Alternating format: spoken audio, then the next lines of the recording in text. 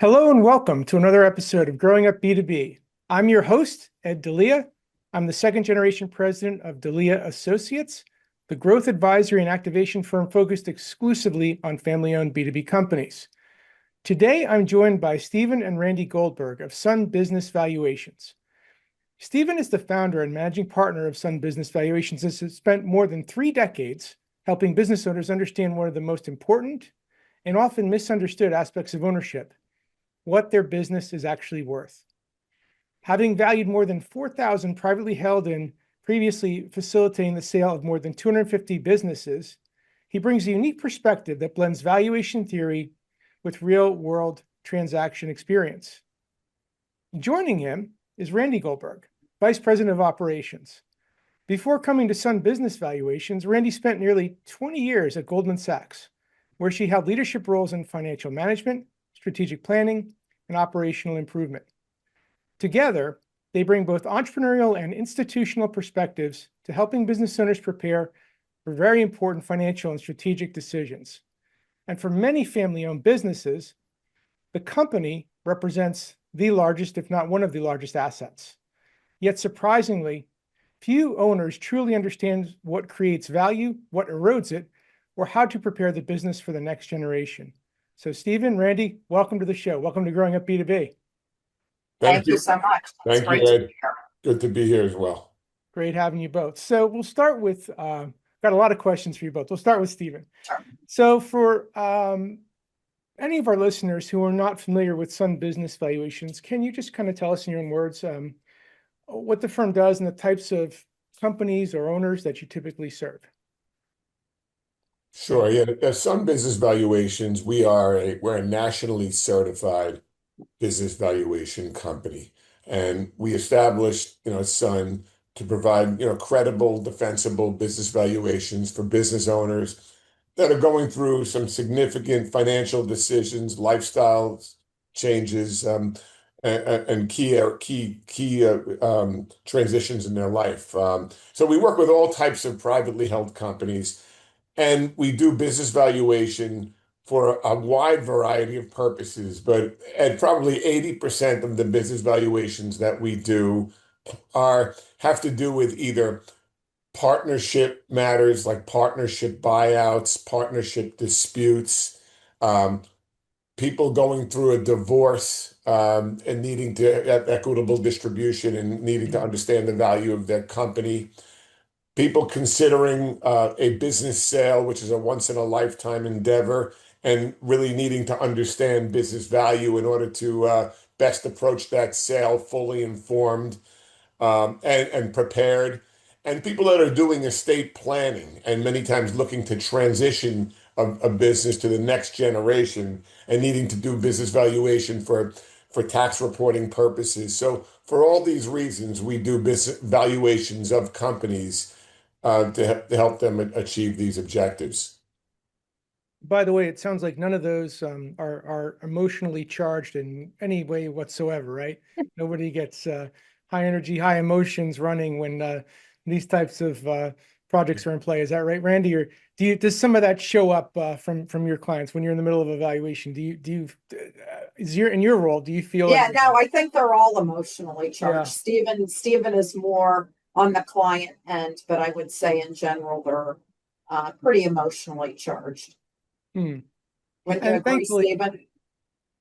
Yeah, I yeah, mean, look, business owners in general tend to be type A personalities, but then when you're going through a sale, it's a or a partnership dispute or a Yeah. divorce. You mix it's probably one of the most emotional things you're going to go through. And that's why it's important that the valuation help ground people in Hmm. reality and help allow people to feel prepared to deal with these types of situations, again, fully prepared and armed. And have an objective basis Yeah. for going through these life-changing events. Right. No, You don't want certainly. to shoot from the hip with something so important. So in terms of I assume when there are either partners or it's some sort of divorce or some sort of breakup scenario, I imagine that both parties have to mutually, say, endorse Sun to do the work. Is that typically how it goes? Where they both have to sort of say yes to you Actually, as a no. third So party? there are a few different scenarios. So when we're working with people that, let's say, are going through a partnership dispute, a divorce, there are certain situations where the parties do not get along at all, and we're working with as an advocate for one side of the dispute, or one side of the divorce. Mhm. And then there are situations where the parties agree to work jointly to engage a firm like ours, Mhm. and we then work jointly with those parties to help them through this. And I find many times that's a great way to go if the parties can get on the same page. Yeah. And you know, what we look to make it a really a transparent process to help people, and that so by making sure that everyone is on each of the different emails that we send, everyone's on the intake conference that we have. This way, both sides understand what's being shared with us, what's being told to us, and then they're much more likely to agree to the output that we come up with. So yeah, we really pride ourselves on working collaboratively with the parties to help them through these tough situations. But there are situations where we're also very comfortable working with parties. Mhm. Many times we're working as an advocate for one of the sides. So it could vary depending on the circumstance. Yeah, we take the lead from the client's need and Mhm. the relationship with the other party. And Sometimes now, there's another valuation on the other side. They want to get their own valuation and we're doing a valuation. So that oh, okay. is So a scenario as well. in those scenarios, that's very interesting. As you look back, typically, do you find that both sides are somewhat in alignment, or is there often scenarios where you and the other valuing party are way off, like in terms of, where you're pegging that valuation number? I would say that many times the parties are way off. Okay. And, you know, there are situations, like Randy said, where parties get their own valuation, and each party gets their own valuation. And you know, valuation is an art as well as it is a science. And sometimes, you know, people can provide input that's not always the same input to the valuators. And listen, what you generally speaking, one of the parties is on the, so to speak, the buyer's side of the table. One of the parties is on the seller's side of the table, and as a result, we do see situations where valuations are leaning more in one direction than the other. So yeah, it's not an exact science, and Yeah. generally speaking, the valuations can be substantially different. And that's why it's important that the work we do not only presents the valuation in terms of what the valuation is, but we really work hard to do it in a very credible and defensible way. Hmm. So our conclusions can be justified, you know, when challenged and or presented to the other side. Yeah. And I was kidding before about it being emotionally charged. Certainly the scenario is Yeah, I emotionally do. charged, but Yeah. what you're doing is bringing sort of the voice of reason, right? Okay, Yeah. you can get emotional, but here's reality. Here's Yeah. what Yes. the story of the asset and the numbers tell us. And just because you're putting that forward, that doesn't mean a buying party has to pay that if they don't want to, right? But that's what you Correct. deemed the asset to be worth, without emotion, with a lot of, quite honestly, with a lot of objectivity, and I'm sure a lot of science, and as Steve alluded to, a little bit of art behind the science and craft to getting that number as accurate as it can be. Is that fairly, am I hearing you right? Yeah, yeah, Okay. accurate and defensible. So again, so it can be supported. Yeah, yeah. So the two of you have been doing this for some time. Over 4,000 valuations, if not more, to date. So, Stephen, after all these years, what still surprises you about business owners when they go through this process? Well, you know, most business owners have little idea of what the realistic value of their business is, and even though it's usually their largest asset, they Hmm. may think they know, but in reality, they don't. And you know, mo most business owners also have substantial risk factors inherent in their business that go unaddressed. Hmm. And you usually related to things that where there's very significant dependencies on situations or people or concentration in certain key areas. Hmm. And many business owners are getting used to living with these risks. But if they were to, let's say, sell the company, buyers would expose these risk factors because they always have to be, aware of, hey, what could go wrong? Sure. They're, shelling out a lot of Yeah. money to acquire a company. Yeah. And I'm assuming, of course, that the business owner, in terms of the number they have pegged in their head, I'm sure it's always way lower than how you value it, right? It's always, yeah. It's I would say, very rarely, and I know you were kidding, is that the case? Generally, they feel look, they've put their blood, sweat, and tears, they've spent 20, 30 years in a business, generally they think it's worth more than it is. And many times their accountants or advisors will give them that impression as well. So it is important to get it doesn't help anyone to be living under a guise and not having an understanding of reality. But you raised an interesting point. So, kind of, it was really, why is that? Why is that as owners, whether it be a family business or other, that we do inflate that perceived value? Is it a little bit of the pride of ownership, much like my son's playing a sport and he's the best there ever was? Or That's is It's a so good right. analogy. It's funny. I just, I often tell that to, people that I'm talking to. Just like most parents think their kids are the best athletes and should be getting more playing time.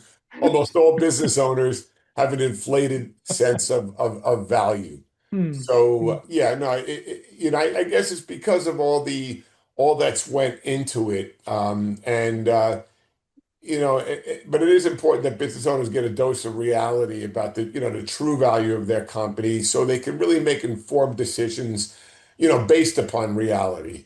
And Yeah. it also will enable them to be intentional.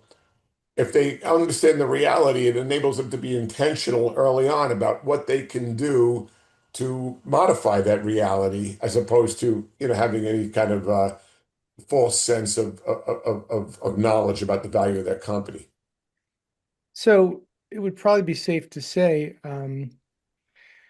if I'm a multi-generational leader and there's not that next generation to pass the baton to, as soon as I come to that realization, even though it may be 10 or 20, 15 years before a possible exit, I probably should start understanding what that baseline is, right? I mean, so that I have that runway to your point, fix it, amend it. If there's client concentration, diversify, make all the moves I can. So when I hit that exit, I'll say time horizon, I'm not just starting that work then, because then I think Right. it's One like of too the late, right? things, Would you say that, yeah. Randy? Yeah. Yeah, I would say a big thing is if a lot of the value is based on you and taking the time to build a management team that's not so reliant on you, because that's like a major risk factor. Oh yeah. Yeah. You're, yeah.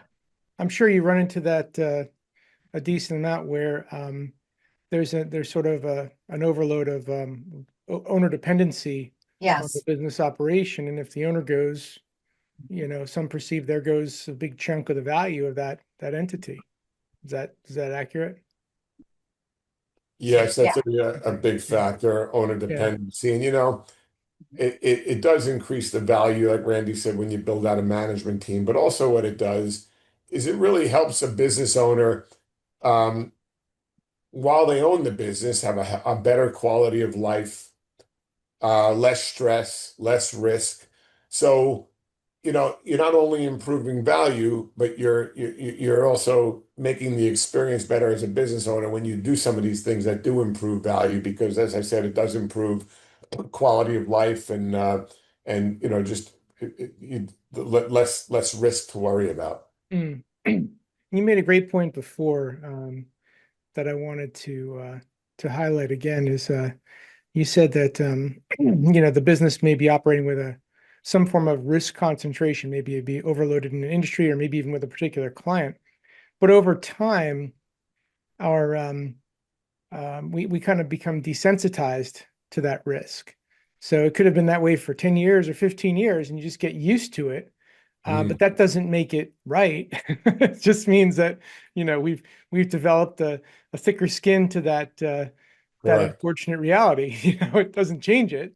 And, Absolutely. your point is change it, start working on that, which is, I think, a Yeah. smart, Listen, it's easier to work on, and it's easier to work on a business early on. yes. Once things get too established, there are loyalties in certain areas that people are hesitant to make any changes, or it's much more difficult to make those changes. So, Yeah. when you can understand the reality early on, it gives you more of a runway to make those changes for sure.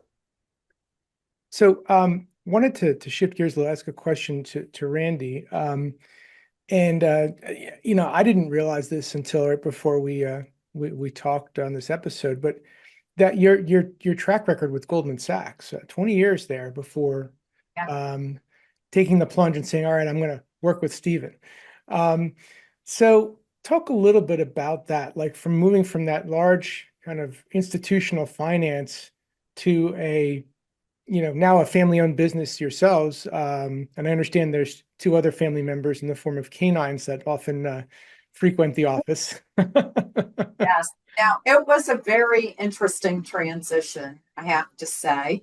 I didn't go straight from Goldman to working with Stephen and Son. I did take off.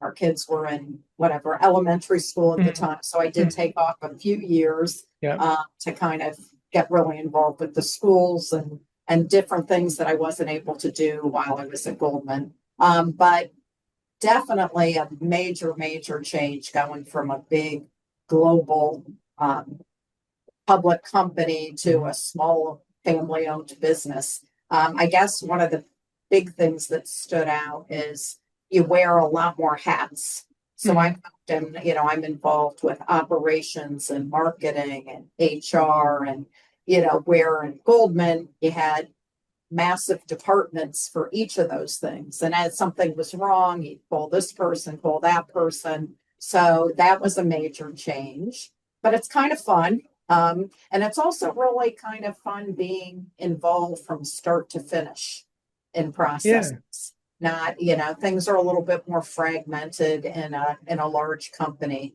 So I think seeing things from start to finish is fun.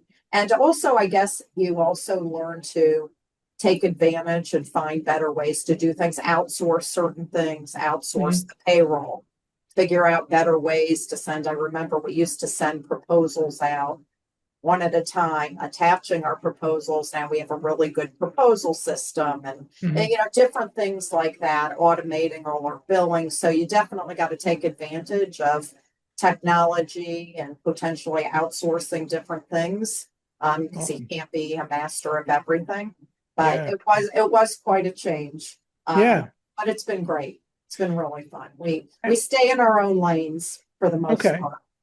So a lot of our listeners, there's a number that are like, also husband-wife teams. And then there's that population who's contemplating, who's maybe never done that, is thinking about it. So if you could unpack that a little more, how did that conversation show up where, you're coming from Goldman Sachs, you're, coming back to spend more time with the young family, and then, now you're at Sun. So there was probably a conversation somewhere along the way. And I was just wondering, how did that go? How did that realization come to, hey, we can do this together and we can be very effective together in business? I think I was looking to re-enter the workforce and was looking at some different opportunities, some in the nonprofit sector, just different finance positions. And at the same time, a key operations person was leaving at the time. And we just started to talk about it, and it kind of made sense. Stephen and I have very different skill sets. And was things that I was very familiar with and comfortable with. And obviously I had to learn different things that I hadn't done, but it kind of works out well. We kind of divide and conquer. And I think our skill sets are more complementary. And as I said before, it's good to stay in your own lane. You kind of want there was too much overlap. I don't think it would be good.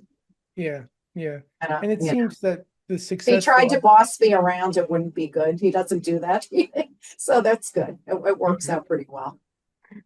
So you both get one vote, but sometimes Randy gets two, right? Depending on the situation. Right. It's more in my territory. Yeah, but it would seem that the most successful husband-wife teams, they tend to not have the same discipline or skill set.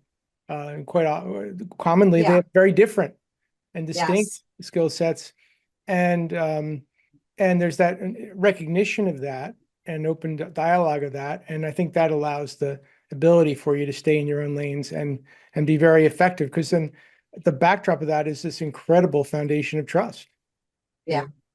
Which who do you trust? Who can you trust more than family sometimes? And we obviously see that showing up a lot in the family governed businesses on this program. So awesome. It's nice that you're right. We don't overlap on a daily basis. We're doing our own thing, which is great. But it's nice to have that common bond, that commonality together of both being aware of what's happening with the business, as opposed to one party just coming home and maybe not even wanting to talk about business. But now we both have this to share together, and it really is nice having that Mhm.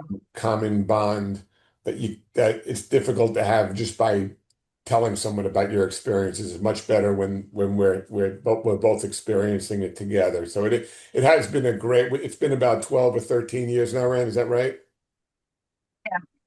About 12 or 13 years, and it's been really a great experience, Adam. It was also great having Randy come in with that different experience that she had, that great experience that she had prior to coming on board, and bringing things to the table that really, really allowed us to start to go to a next level as we started implementing things. Mhm. And you talk about family businesses. There's also people who think, "Hey, do I bring in my kids?" And my counsel there, from what I've seen, is, you don't want to be the first boss for your kid. You want them to go out and learn and have other first bosses learn from the others, de mature, develop their skills, and have something to bring to the table. So I think that's very important too, that people can come in with a different perspective and really give the business a key jolt by bringing something else to the table. For sure, for sure. The and a lot of the guests on our show, there's actually mandates in the family business where if you want to join the family business, you have to, for some period of years, and sometimes it's 3, sometimes it's 5. You have to go outside first. That's kind of you want to Yes, work in here, you got to go out there, it and then makes sense. yeah, and I think looking back, and sometimes people, like myself being one, a second gen, and others on the program, we don't always have that choice. Sometimes we just don't have that choice. But when there is that choice, I think you're right. If I do the look back, I would have learned a lot more, and I would have probably been a better leader had I had the opportunity to go somewhere else for a period of time and then come back. Mhm. But not always in the cards though. So um, the we were talking a little bit about the misconception sometimes an owner might have about their value. What do you think some of the biggest drivers are that skew that number? Where, what are some of the reasons why they sometimes just are really misaligned with the true valuation when they got that number in their head and not really sure how it got there, but we all have a number in our head, right? And it shows up and we think that, but then we're sitting here looking at the formal valuation, we're seeing a very different number. Where do you think the skewing happens? I think many people believe that just because they've been in business for 25 years, that, oh, there's got to be significant value here. Hmm. or they feel that maybe they have the best product or a great service, or they have this trade name that's well known, or a patent, or Hmm. because of that there's value, or just because they're doing $5 or $10 million in sales, the company has value. But the reality is, Ed, that if a company is not making money, generally there's minimal value. So in other words, all of those things that I had mentioned earlier, the 25 years and having Hmm. experience, having a great product, great service, that's all important, but that doesn't necessarily have a direct arrow to value. It's more an indirect, right? Because by having 25 years, by having great name recognition, by that should generally lead to higher sales and higher earnings, which then lead to higher value. Hmm. So my point is it really comes where the rubber meets the road is the company's got to be generating earnings and it's got to be sustainable earnings. Hmm. So Hmm. if those earnings aren't sustainable, then then that's going to take away from value as well. Understood. So, Stephen, you have an interesting vantage point because you kind of lived on both sides of the table, if you will, across your career. Earlier as an M&A advisor, now as a valuation expert. So talk for a moment about the other side of the perspective. So we know sometimes that the ownership has maybe a skewed or slightly inflated or maybe very inflated sense of valuation. How are the buyers approaching, what talk about the lens that they're looking at the business through? So you started to reference it saying, well, sometimes, hey, longevity of business, okay, nice, but hey, if the numbers aren't there to support that or substantiate that, nice to have, but not really going to impact the value of the company materially, as well as product services and other and service expertise and the like. So talk about that for a moment. The buyer. Buyers really focused on they really look at, hey, what are the risk factors that are impacting the business? Mhm. What can potentially go wrong? I mean, so look, there's going to be a transition of ownership. Okay, because of this transition of ownership, hey, just because the business was doing all kinds of profitability, but now if this due to this ownership transition, it may cause certain clients not to be as comfortable and want to move up and potentially try. Maybe they've been loyal to a company because of their relationship. Now they're going to go elsewhere. Maybe there are key employees that won't stay with the company.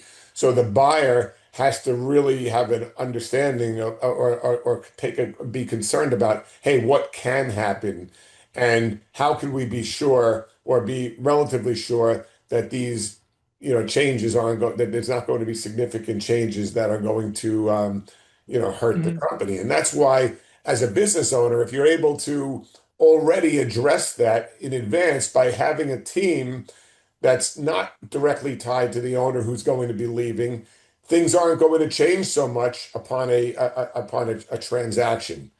Buyers are also, concerned about, hey, yeah, it's great that the company's having this success and has had this success, but there's a lot of changes going on now. And we all know, of course, what's happening with AI and how AI is threatening so many different industries and threatening the viability of certain businesses. So, yeah, buyers have to kind of look into the future and say, Mm. what's happening that can really impact this business. And even though it's been successful last year, the year before, and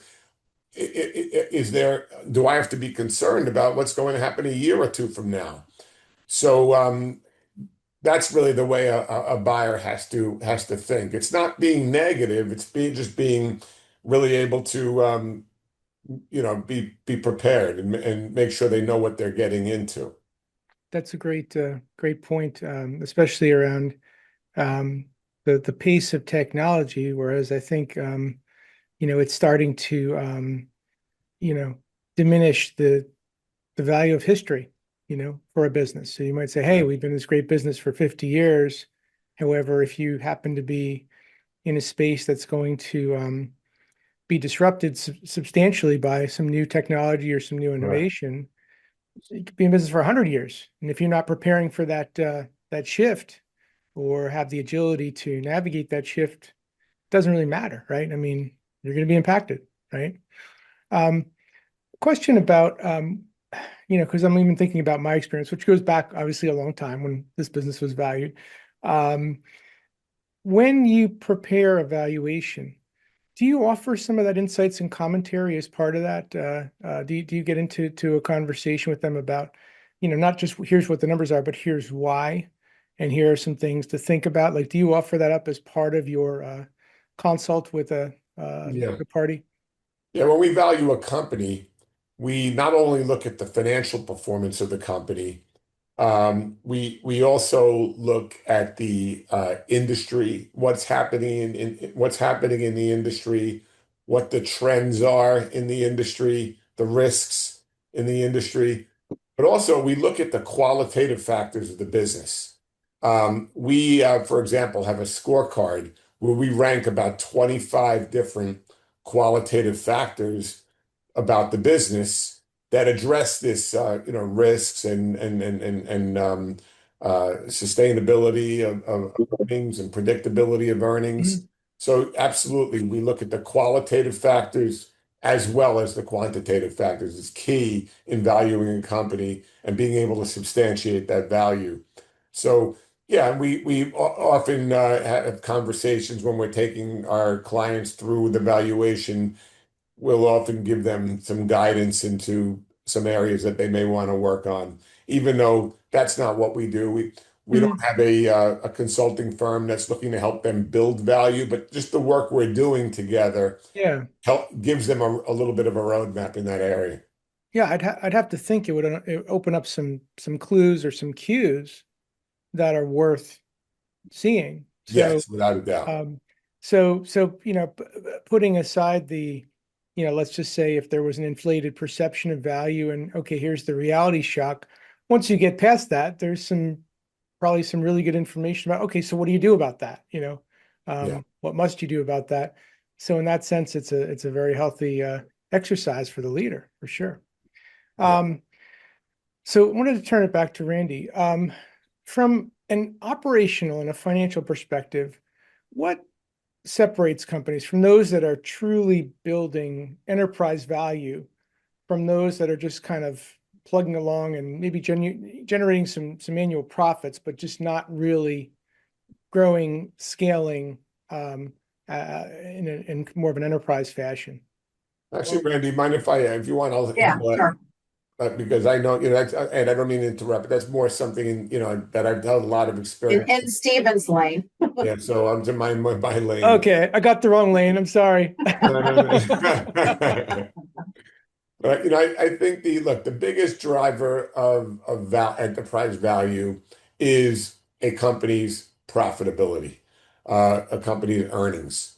That being said, it's also very much impacted by the quality of those earnings. That has a big difference in enterprise value. In other words, when I say quality of earnings, Ed, how predictable are those earnings going forward? How sustainable are those earnings going forward? Because, hey, what the business did last year, the year before, or even right now, is not as important from a valuation standpoint as to how is it likely to do going forward. So, is the revenue, for example, recurring or repeat in nature? That's generally lends much more to value than something that's more project based. And okay, we make a sale and you don't know where your sale is coming from, as opposed to, again, a situation where there's recurring revenue or clients that have been doing business with the firm for years.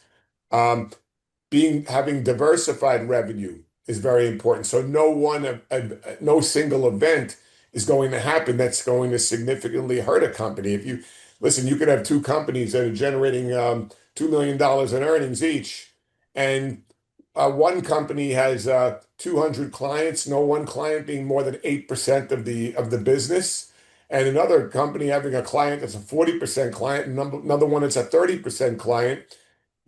Obviously the first one is going to have more value because there's less risk. I mean, you lose any one client, it's not going to have much of an impact on the business. Whereas in the other scenario, it will have it can change the business drastically overnight.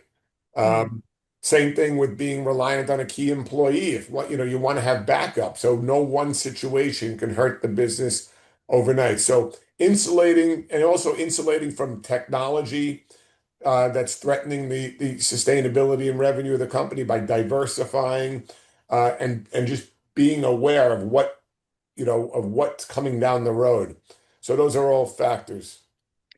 Yeah, and sometimes we've seen that let's just say a company has that heavy concentration with one client. A lot of times, you can step back and you'd say, "Oh, that's a problem." But a lot of times that didn't happen overnight. Like that client probably started very small and just kept growing, and the company kept growing with it and kept doing a great job for them. And lo and behold, it was a small client at one point that became a huge client over time. And not to any fault of the business, they were doing a great job and servicing them well and growing with them, if you will. But the problem being, of course, that okay, if you're going to scale that client that big, you've got to go scale other clients that big, or find other ways to create a more of a defensible foundation so that 70 or 80% of your business isn't tied to one relationship, because Yeah, that's and yeah when you talk about relationship, I mean, a key thing there, for example, let's say there is a big client. What are you going to do? You're not going to tell the client not to do business with you. So no, so what? But what can you do? What you can do, there are certain, for example, let's say maybe there's one key point of contact in your company with that huge client. That's a problem because if that one employee or key contact left, yeah so it's nice, it's good if you have four or five different points of contact within the company. Mhm. So it insulates you against any one person leaving and then threatening that relationship with that big client. Or knowing how important that relationship is with the client, if you can find ways to make them as dependent on you as you as a business are dependent on them, that helps too. So now by doing multiple things for them, where it's not so easy for them to view you as a commodity potentially and replace you with another supplier or so things like that, are important. It doesn't mean Mhm. we're going to make us a big client. Hey, we want to make you smaller. It means, hey, what could we do to protect that relationship, knowing how important it is to value and sustainability of the business? Mhm. I also wanted to touch on something else you raised, um, because it's relevant to a period we've, not too in our not too distant collective past, which is sometimes an event will trigger or influence valuation. To what extent, from the valuation side, did the COVID era have an impact on your business, on how companies were valued? Did it skew numbers? Did you have to make a lot of adjustments to factor that in, positive or negative? Just talk about that for a moment. What was that? What was the COVID impact on your work? Yeah, it's in valuing a business when we were valuing companies around that time. One of the things you look for is you look for anomalies and how do you treat anomalies? And clearly, COVID was an anomaly. And so many times when we were evaluating companies coming out of COVID, we really did not weight too much what happened during those unusual periods. But what was important also is how a company bounced back from it and how it normalized. And some companies never normalized. But look, for many companies, actually, uh, people improve that really caused people to improve the value of their company because maybe for the first time that caused them to take a good hard look at some things that maybe needed to change. People get in their comfort zone and they don't want to make changes, but sometimes you need an event like that. You need something, a really unusual situation like what happened with COVID, or something really negative to happen and something else really negative to happen with the business to now all of a sudden make the owner forced to address certain factors that they maybe have been living with too long. Hmm. So yeah, it's caused businesses to make changes. But every situation, look, every situation, when we value a company, every situation is different. Every company is different. But that was a very unusual circumstance, and it definitely impacted value of a lot of companies. For sure. And I've seen it swing both ways where companies benefited, greatly. Yep. But then the challenge there was how to untangle, because it was something of a phantom benefit. A lot of times people were winning business just because there were, there was more demand than supply, so they were going to places they wouldn't normally go and placing business at numbers they Yeah. normally wouldn't spend. Um, and it was hard to strip away, okay, is that sustainable or not? Is that going to be Correct. revenue that's going to show up when this period is over? And in many cases, no, it was gone, because it was really, there was a need, there was a a clog in the supply chain, and people were going to go anywhere to get anything, right? Yes. But then that passed, and then everything normalized, So, but a lot of businesses, I think, were saying, well, all right, we're going to continue in that 20% year over year trajectory, and it's like, well, maybe, maybe not. So definitely an interesting, and some companies had a very hard time with it, and I'm sure, Look, according to some companies, they needed to, needed to trim the fat, but yeah, it's hard to do that. You have loyalties to employees, you have things that are there for 20 years, and an event like that caused people to take a closer look at their company and make some of the mhm, harder decisions that they yeah, were forced to make that they probably should have looked at, a while earlier. sure, It for did sure, also bring about some operational efficiencies, whether, you know, we we don't work from home at this point. We're in our office, but we have the ability to. You yeah, you can if you need to. So yeah, it's things are smoother from that perspective. We do expert testimony now remotely. okay, Our partner does a good amount of expert testimony and some, whether it's divorce cases or something, and it's all remote now. Where you hmm, used to have to go in person and take a whole day out and do it now. You come on when it's your turn. The courts have gotten they're used to remote expert testimony, things like that. There were some efficiencies that were gained because people had to. for sure, for So sure. Yeah, yeah, we've seen that too. And businesses, as you referenced, becoming much more fluid in yeah. terms of being able to function from home if need be, and being, or coming to the office, or having Yeah. flexibility in that regard. Yeah. Um, Bringing it back to the family-owned companies and some that you have worked with. This is a hard one a lot of times because you've got family dynamics and you've got business dynamics, and they're operating in the same space. And certainly the two of you have a very real life, true to form. You live that every day, or at least you have for the last 12 or 13 years. Right. So, at what point do you think families realize or need to realize that, hey, there's family decisions here, and there's business decisions here, and they really need to be addressed differently or separately? How does that show up in your work, or does it show up when you're dealing with a family governed business and there might be multiple family members involved? Yeah. It probably shows up differently in different situations, hopefully early on by the way you structure things, that Hmm. there's clear responsibilities, clear decision making processes. Um, Hopefully you have some advisors for certain things when you're setting up, bringing family members in. Like Mm, better to kind of establish some of those things early so you can be objective about them. Um, Sometimes people realize it more when it's time to sell or bring in a partner and they actually need a business valuation or mm, something to kind of look at things more objectively.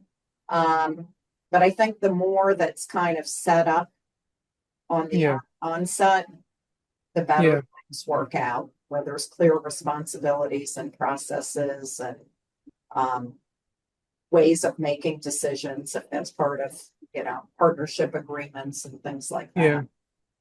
that. It seems to be a lot more available resources, information, and support structures to help the family governed businesses do that more effectively today than one of my earlier guests, had acquired the business. I think he was fourth generation. And he said, gosh, I wish there was the stuff that's available now. I wish I had that knowledge and education way back when, because, it was really flying blind, for many of us. They're just that kind of, that didn't exist, some And years. there's a lot of professional coaches. We've Oh, yeah. worked with some professional coaches that have really helped. And these are the things you should look out for and how better to go into these situations. Yeah, for sure. So we talked about, and I'll direct this one to Stephen, a number of what I'll call value killers. We've talked about already in our conversation. But is there one or a few that some are a little bit more self-evident, and there might be some that are not quite as self-evident? What are one or a few value killers that a ownership may not fully appreciate or recognize until maybe it's a little past too late? I think, we hit on a number of them at a high level. So, even if it's still worth reiterating. But the main value killers really tend to focus around companies that are either, dependent or concentrated in different areas. Mm-hmm. And so the different areas can be, again, dependent on relationships, whether owner relationship or a key employee who can leave the company overnight and take business with them or take expertise with them that can't be replaced. Mm-hmm. So it's key to diversify the skill sets and the relationships within, so again, like we use that example where there was a large customer. And if you have multiple relationships with that one customer, you now don't have that one dependent employee to have that Mm-hmm. relationship. But being dependent on again, a sole source of revenue, if you can diversify product lines or services, especially in today's day and age where a product or service can become obsolete if you now have multiple, products or services. So look, I think we've really hit on a lot of that, Ed. Mm-hmm. The main things that we see are relate to, huge concentration with customers, and concentration on or dependency on certain key employees. So just diversification is what I Mm-hmm. emphasize with the business owners. Yeah, I mean, I guess at the end of the day, certainly any transaction, there comes some level of risk, right? You can never zero out risk, but to the extent that you can mitigate what a buyer might perceive as risk, Correct. better off you are in terms of getting closer to maybe that number in your head, or maybe realizing it or exceeding it. The more, as I said, the more predictable and sustainable the company's earnings are going forward, the more value will be on that business. It's not what it did in the past. Hey, what's going on in the future, and is the company positioned to really do well in the future? That's really going to be such a key to value of a company. Okay. Okay. So, given the, across both your tenures, I mean, access to information has become huge, and now with AI, we can parse that information in seconds, right? And we can learn rapidly. Buyers can research companies on their own well before they ever initiate any sort of contact or even decide if they will. So, do you think things like brand reputation, digital visibility, or even thought leadership, as well as general market and industry credibility, do you see them becoming more meaningful components of the business's value than maybe they were 10 or 20 years ago? Uh, so indirectly, like I think having your strong digital presence definitely, customers Mm-hmm. find you, which can lead to stronger sales. And if you have that and a good reputation and so forth, it reduces risk. And, I think that indirectly does impact your value Yeah. because, you got to have the presence, you got to have the reputation, um, which leads to the sales, which leads to helping your value. Yeah. And certainly And we, buyers are going to do due diligence in that area. yeah. Yeah. Absolutely. During the Yeah. due diligence process, all of that now with in the age of information we live in, all of that is going to come out.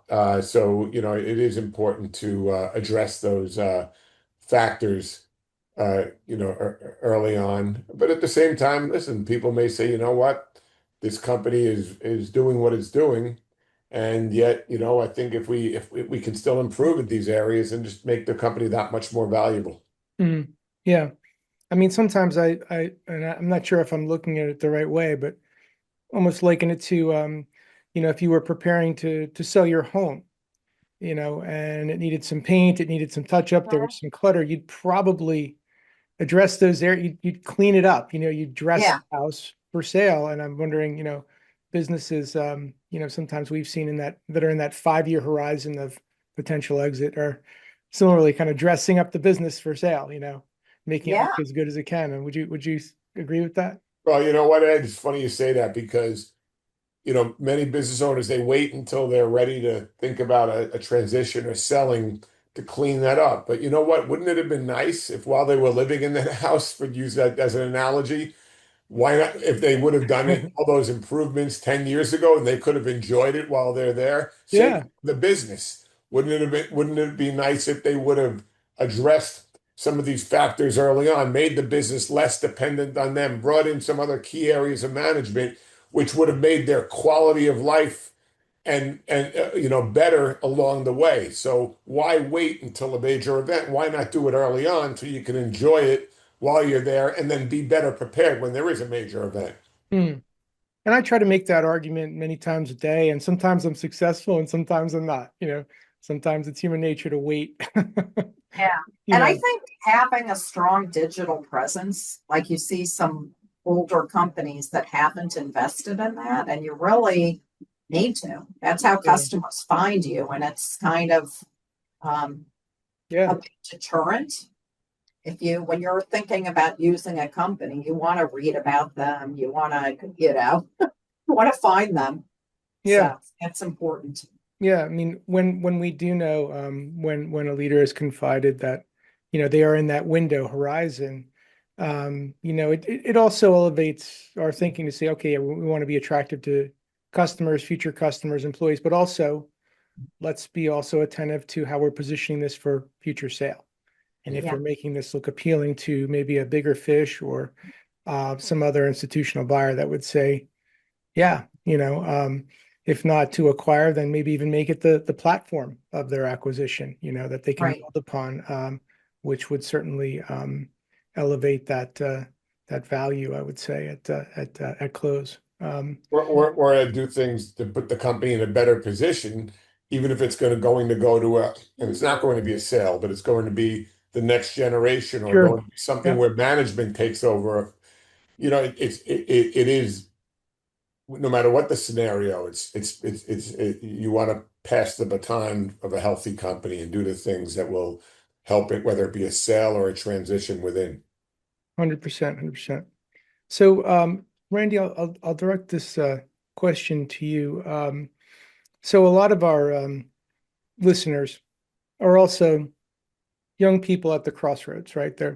Do I join the family business? Do I go my own path? And they're weighing that decision, and they're listening to the stories of those that did decide ultimately, yes, I do want to take the path in the family business.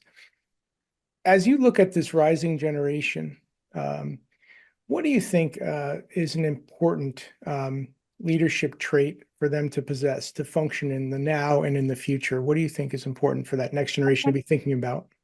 Yeah. I think, well, the current generation too, but I think adaptability Hmm. um, to the changing environment that we're in, which the younger people are already adaptable, but I think you need to take advantage of the technology, but don't forget about the human touch and the service. Like we answer the phones all the time. People are happy to talk to a person. And I really think the communication is really important. I think the younger generation isn't as used to picking up the phone and talking to people and seeing people.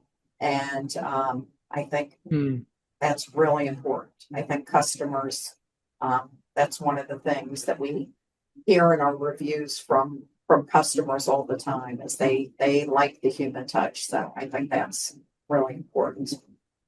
100%. And I hope those young generation of listeners heard you loud and clear. Because a lot of times you see them, doing it on their phone, and you can talk in that device too, Right. Right, exactly.